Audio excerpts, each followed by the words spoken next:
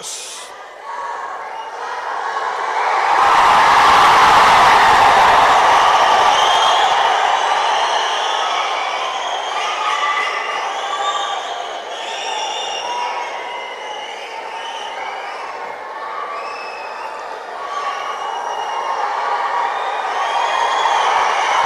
Star Pawan Kalyan ఒక audio function చూసినట్టుగా ఉంది ఆయనకి.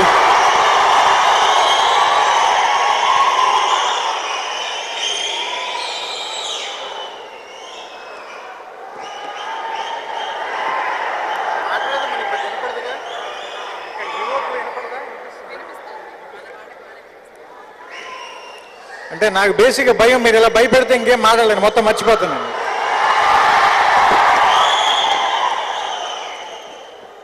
నేను జల్సాలో ఒక డైలాగ్ రాశాను, ఏంటంటే